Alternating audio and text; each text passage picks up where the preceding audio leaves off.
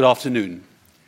Bon après-midi. I'd like to start Je voudrais commencer Schiller pour remercier l'Institut Schiller pour me donner l'opportunité de m'exprimer aujourd'hui devant ces personnes distinguées, éminentes aujourd'hui. That done, and as we are in France, Et comme nous sommes en France, je vais maintenant parler en français.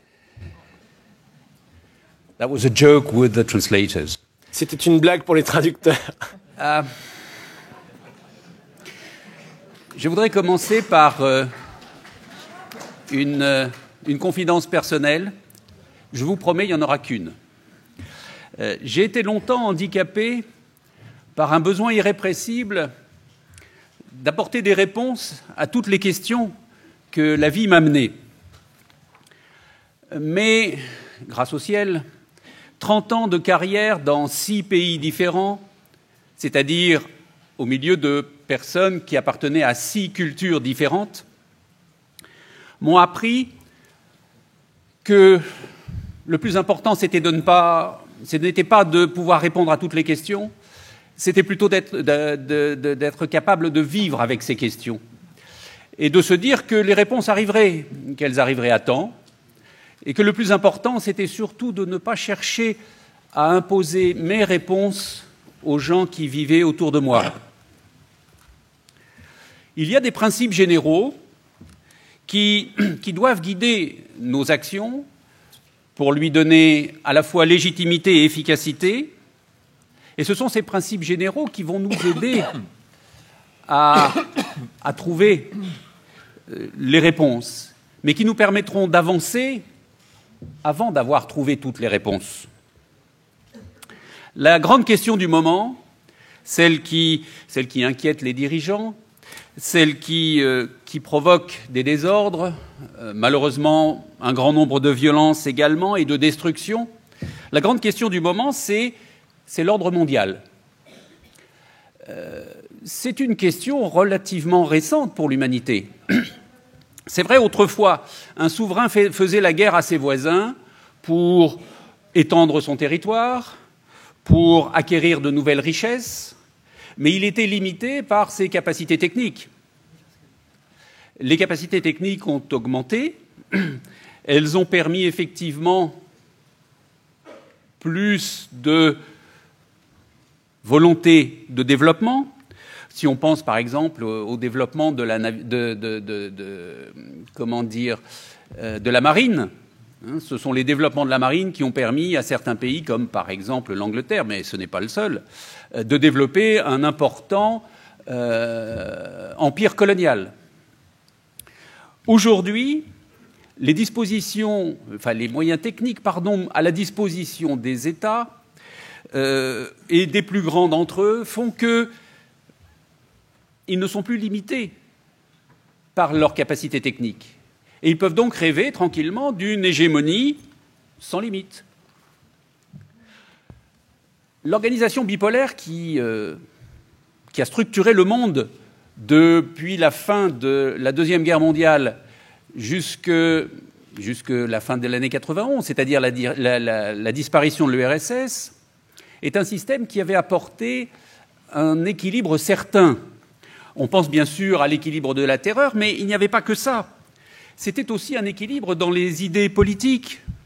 Le fait qu'il existe deux grandes options, politiques, philosophiques, appelez-les comme vous voudrez, faisait que chaque citoyen, à l'intérieur du pays, avait, sinon un vrai choix, en tout cas, il avait un point de référence pour juger les politiques qui étaient mises en œuvre dans son propre pays. Au niveau des États, c'était un vrai choix.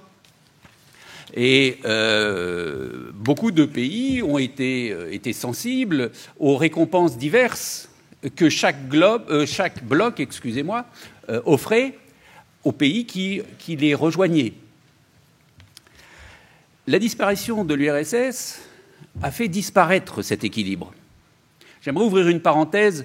J'entends souvent des commentaires à propos de cette phrase du président russe, Vladimir Poutine, qui a dit un jour « La disparition de l'URSS était la plus grande catastrophe géopolitique de tous les temps ». Évidemment, dans leur grande objectivité, les pays occidentaux ont dit, voilà, écoutez-le, il rêve de reconstituer l'URSS. En ce qui me concerne, j'analyserai sa phrase différemment. Je dirais, et je suis de cet avis, la disparition de l'URSS est une catastrophe géopolitique dans le sens où elle a supprimé une référence. Et en supprimant une référence, elle a permis à l'un des deux pays, l'un des deux grands blocs, de recommencer ou de commencer à rêver à une hégémonie totale. C'est en ça que c'est une catastrophe. Alors, à la suite de la disparition de l'URSS, la Russie, la Fédération de Russie, qui est successeur, a connu 15 années de faiblesse, de grandes faiblesses politiques, économiques, militaires.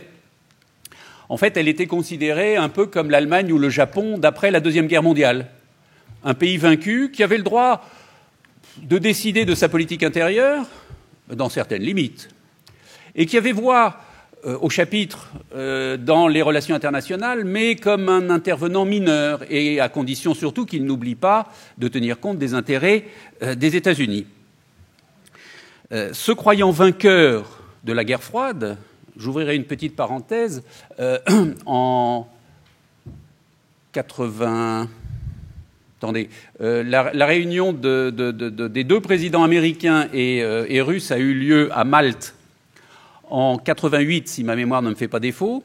Et à l'issue de cette réunion, ils avaient signé un communiqué commun disant que la guerre froide était terminée et qu'elle se terminait sans vainqueur ni vaincu. Dans le feu de la campagne électorale, le candidat président américain a un peu oublié cette remarque et s'est considéré comme le grand vainqueur de la guerre froide. À partir de ce moment-là, ils ont commencé à construire un monde unipolaire.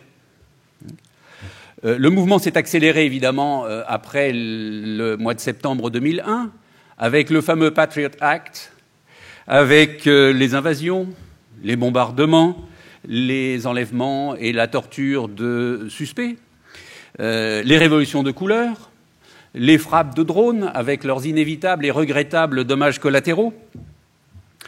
En cela, d'ailleurs, les États-Unis ont confirmé la première victoire du terrorisme.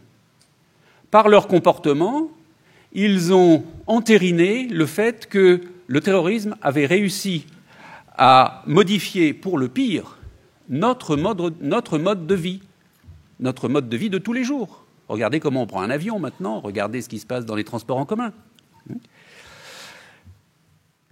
Aujourd'hui, donc, on remet en cause la Russie dans son existence, en oubliant un tout petit peu la Russie isolée, j'ai oublié d'ajouter, isolée comme membre d'organisations internationales diverses qui représentent tout de même, excusez-moi du peu, la moitié de la population du monde. La crise s'exprime essentiellement en Ukraine. Mais l'enjeu n'est pas là. L'enjeu, ce n'est pas l'Ukraine. L'enjeu, ce n'est pas le Donbass. L'enjeu, c'est l'organisation du monde. Allons-nous vers un développement d'une organisation unipolaire ou allons-nous, comme beaucoup d'États le souhaitent, vers une organisation multipolaire? Le drame, c'est que personne ne peut reculer. On est arrivé à un niveau d'engagement, on est arrivé à des enjeux qui sont tels que plus personne ne peut reculer. Soit les États-Unis, l'OTAN et l'Europe l'emportent, et donc la Russie sera soumise. Dans la foulée, les BRICS pourraient bien aussi être soumis, et même la Chine. J'ai conscience que la Chine fait partie des BRICS. Sinon, s'ils ne l'emportent pas, alors vraisemblablement l'emprise des États-Unis sur l'Europe va se déliter progressivement. Et à long terme, on vivra cette disparition de l'hégémonie américaine que beaucoup de pays appellent de leur vœu. J'insiste bien, la dissolution, la disparition de l'hégémonie américaine, et pas des États-Unis ou des Américains. Donc les enjeux sont très élevés. C'est pourquoi le 9 mai, à Moscou, on a vu les présidents des plus grands pays du monde auprès du président Poutine, le président chinois, le président indien. On a vu des troupes chinoises et indiennes défiler sur la place rouge, ce qui est une grande première. Le 9 mai était une grande première à beaucoup de titres. C'était la première fois que les pays occidentaux boycottaient les réjouissances à Moscou. Et c'était la première fois que des militaires d'autres de ces pays-là défilaient sur la place rouge. Alors, ceci posé, j'aimerais en venir au cœur de ce dont je voulais vous parler aujourd'hui. Pourquoi suis-je convaincu qu'un monde multipolaire est plus naturel qu'un monde unipolaire? J'en suis convaincu parce que chaque pays a sa propre culture. J'ai commencé en vous expliquant que j'ai vécu dans de nombreux pays différents, dans de nombreuses cultures différentes. Et ma conviction personnelle, c'est que effectivement, chaque pays a sa culture et qu'il faut respecter ces cultures. On ne peut pas impunément imposer durablement à un pays un système qui a été imaginé, conçu, développé dans une culture différente de la sienne. Parce que notre culture guide nos actions de tous les jours. Alors, qu'est-ce que j'entends par culture? C'est le moment de m'expliquer un tout petit peu, peut-être. Bien entendu, je ne parle pas de beaux-arts, de littérature ou de musique, qui sont choses très respectables. C'est pas ce que j'entends par culture. Ce que j'entends par culture, c'est ce que, par exemple, Friedrich von Hayek décrit dans son livre « Droit, législation et liberté », publié en 1983, en tout cas pour la version française. Je cite: « La culture, c'est la transmission de règles apprises de conduite qui n'ont jamais été inventées et dont la fonction reste habituellement incomprise des individus qui agissent. Il est sûrement aussi justifié de parler de la sagesse de la culture que de parler de la sagesse de la nature. » Je ferai appel à un autre spécialiste, si tant est que M. Hayek soit spécialiste des problèmes culturels. Son champ de réflexion est beaucoup plus large que ça. Je ferai appel à un anthropologue américain, Edward Hall, qui est considéré comme le père de la discipline des relations interculturelles. Pour lui, la culture est un mécanisme invisible qui agit dans nos pensées. Ceux d'entre vous qui ont vécu à l'étranger ont certainement connu des situations dans lesquelles les comportements des gens du pays dans lequel ils se trouvaient leur paraissaient incompréhensibles, étranges, surprenants, déplacés, voire choquants. On oublie à propos de se souvenir que nous-mêmes, nous avons vis-à-vis de ces gens-là des comportements qui paraissent surprenants, étranges et éventuellement choquants. Ces comportements, ça peut être une simple remarque que l'on vous fait.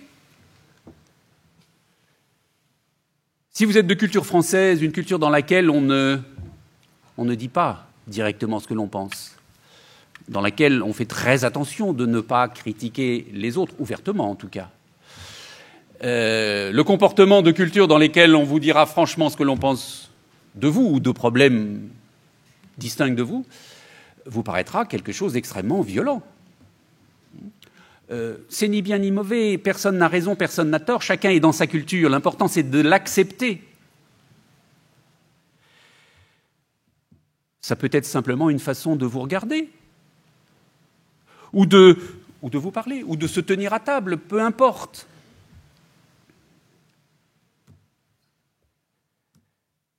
La culture dont je vous parle, c'est quelque chose dont nous nous imprégnons, et vous allez comprendre pourquoi j'utilise particulièrement cette expression, c'est quelque chose dont nous nous imprégnons dans les premières années de notre vie, entre 0 et 7 ans.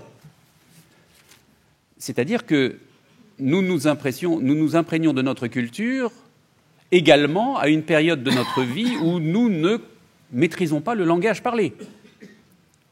Donc il y a une part d'imitation extrêmement importante chez le nouveau-né. Et qu'est-ce qui lui transmet sa culture? Ce sont ses parents, ses proches.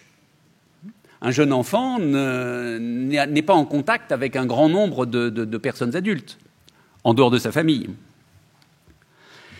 Et cette culture, ce que certains appellent la programmation de l'esprit, ce que d'autres appellent un mécanisme invisible, c'est ce qui comporte les normes, nos normes de comportement, nos valeurs, nos croyances ou nos hypothèses sur la vie. Les hypothèses sur la vie, j'aimerais bien m'y arrêter parce que c'est quelque chose dont on parle peu. Je prends un exemple classique d'hypothèse sur la vie.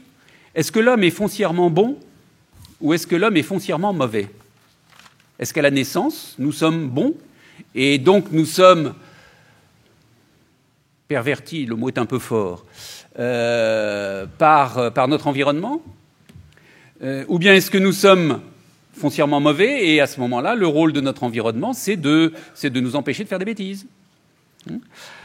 Vous imaginez que si on prend le point de vue des constructions légales, juridiques dans les cultures par rapport à cette perception de l'être humain, dans les pays où on pense que l'homme est fondamentalement bon, les rapports humains ne seront pas ou peu encadrés par des lois, des règlements. Les rapports entre les personnes se régleront plutôt face à face que dans les tribunaux et par l'intermédiaire de tiers, que l'on peut éventuellement appeler avocats, mais pas seulement. Dans les pays où on pense que l'homme est fondamentalement mauvais, que donc il ne faut pas le laisser faire n'importe quoi, la construction juridique légale sera complètement différente. Beaucoup plus serrée au sens d'un tissu et serré. Et les rapports seront soumis à un formalisme juridique extrêmement fort.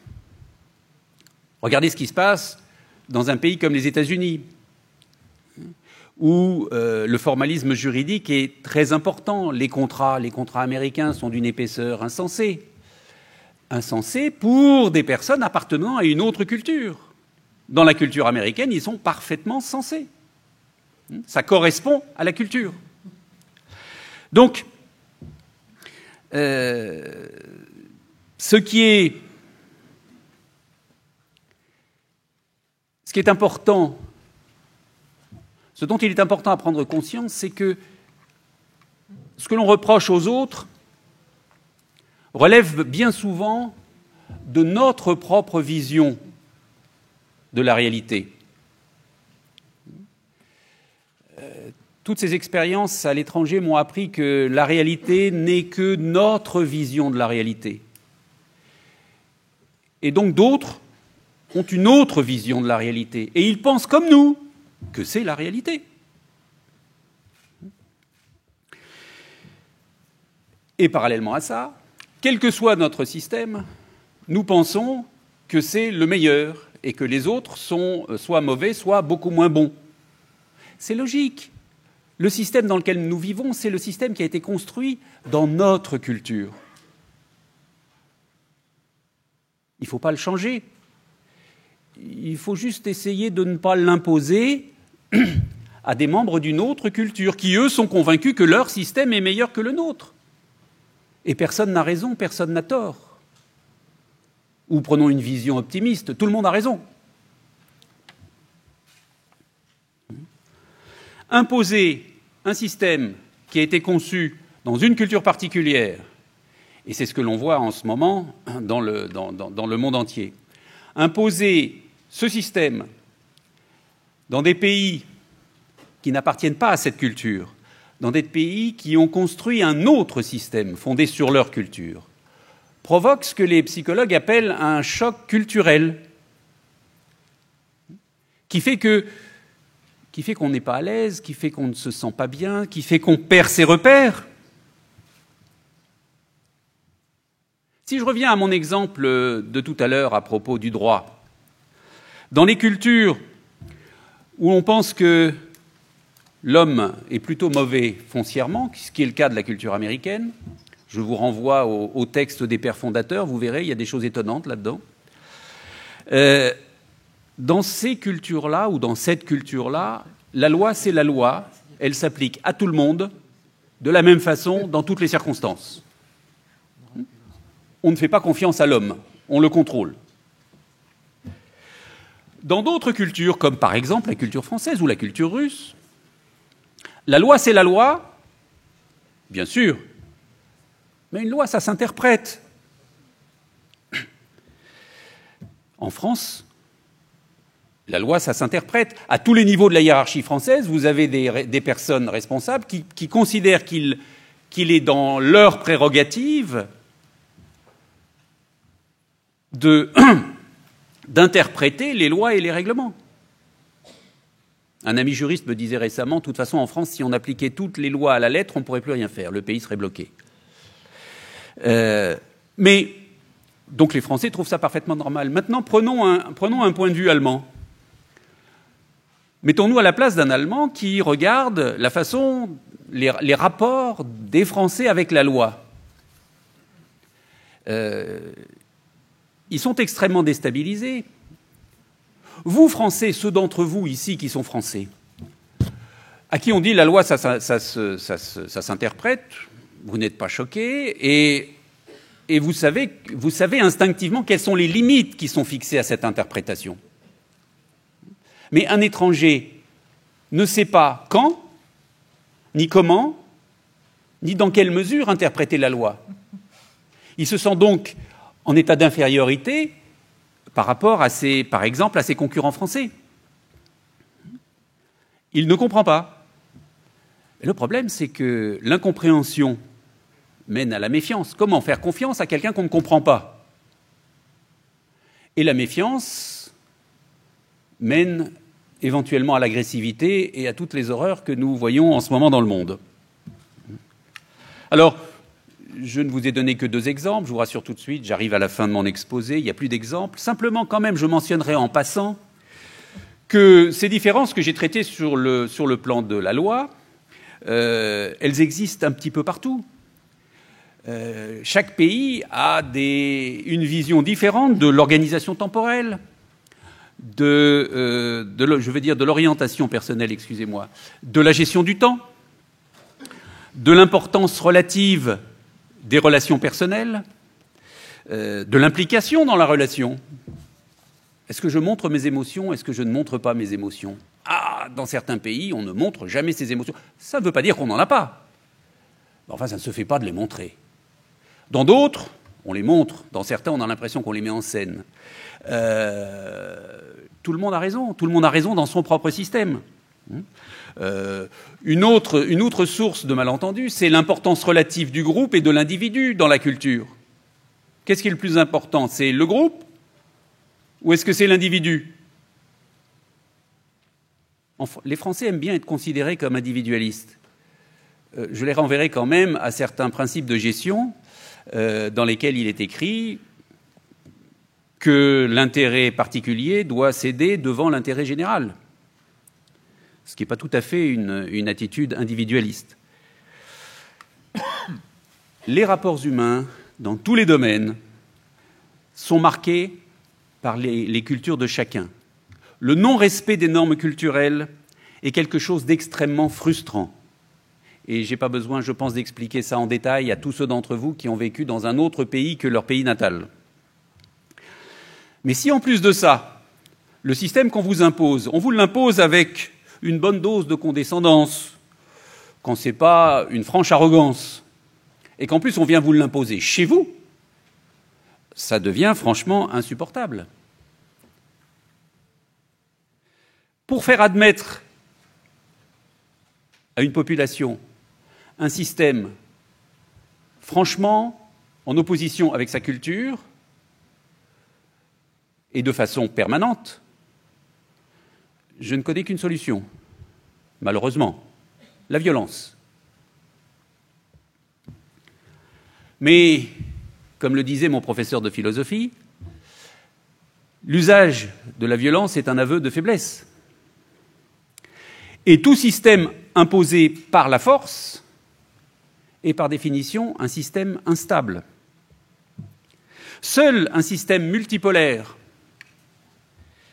qui permet de tenir compte des particularités culturelles de chaque pays, avec bien entendu un droit international reconnu par tous et qui garantisse un ordre mondial satisfaisant, seul, à mon avis, ce système peut se développer et apporter la stabilité. Pour conclure, je voudrais paraphraser une phrase du président russe qui a dit « Pour construire une politique... » Alors, je vous dis, pour construire une politique internationale réaliste et performante. Lui parlait de politique économique. Donc, pour construire une politique internationale réaliste et performante, il faut un cerveau. Mais il faut aussi un cœur pour comprendre les conséquences de nos actions sur les personnes. Si les populations sentent que leurs dirigeants ont un cœur, elles leur feront confiance et elles accepteront les efforts qu'on leur demandera. Sinon, les dirigeants n'auront plus qu'un choix impossible à faire, renoncer à leurs exigences ou l'imposer par la force de la police ou la force de l'armée. Et ce sera mon dernier mot.